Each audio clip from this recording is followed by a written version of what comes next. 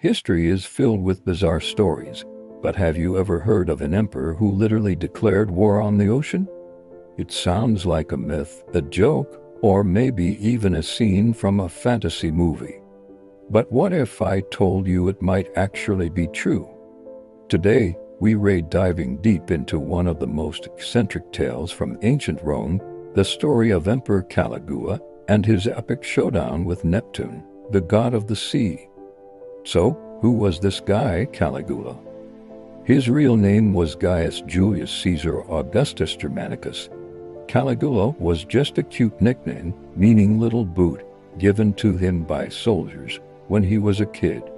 He became emperor in 37 AD, and at first, everyone loved him.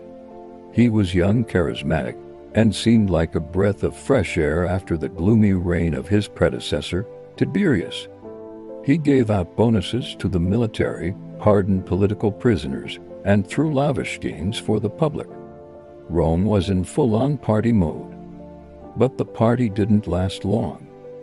Less than a year into his reign, Caligula fell seriously ill.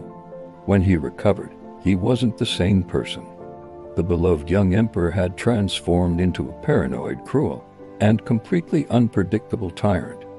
He started executing people on a whim, indulging in wild extravagance, and demanding to be worshipped as a living god.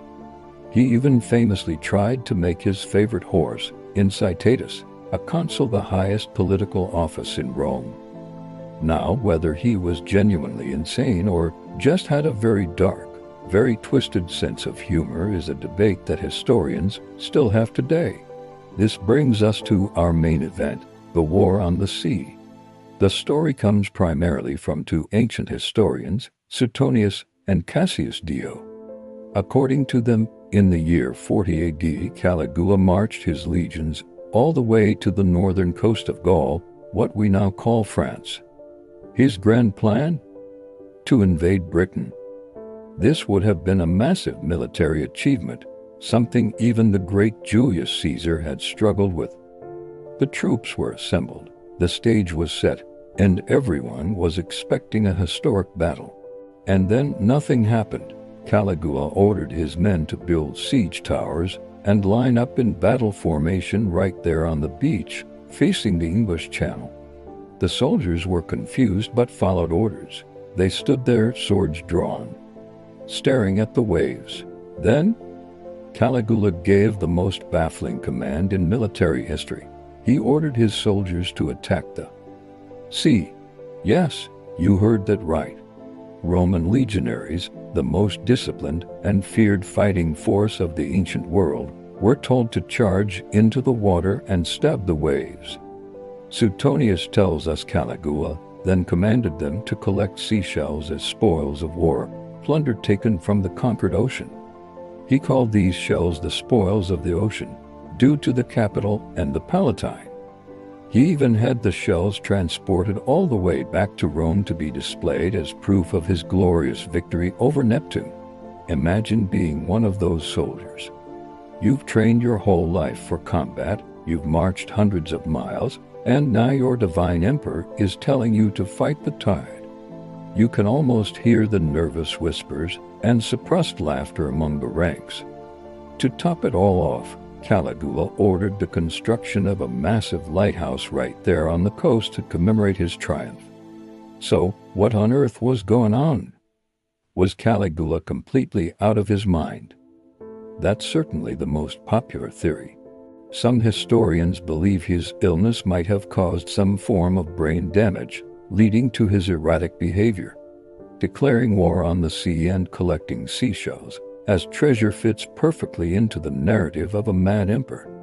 It is the ultimate act of ego and delusion, a man who believed he was so powerful he could command nature itself.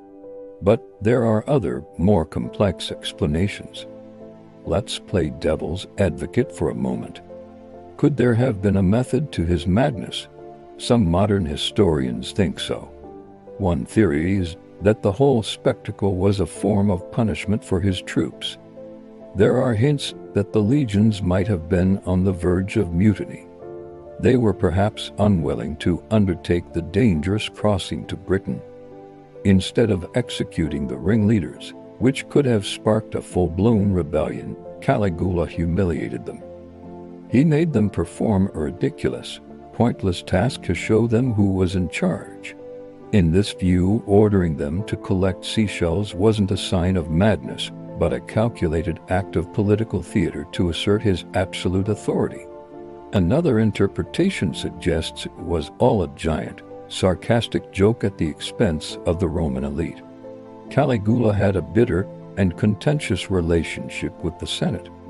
By staging this absurd victory and demanding a triumph, a grand parade in Rome usually reserved for major military conquests, he was mocking the entire system of Roman honors. He was essentially saying, "Look how silly your traditions are. I can get a triumph for beating the ocean. Your honors mean nothing to me." It was a power move designed to show everyone that he was above the rules. There's also the possibility that the story has been exaggerated over time.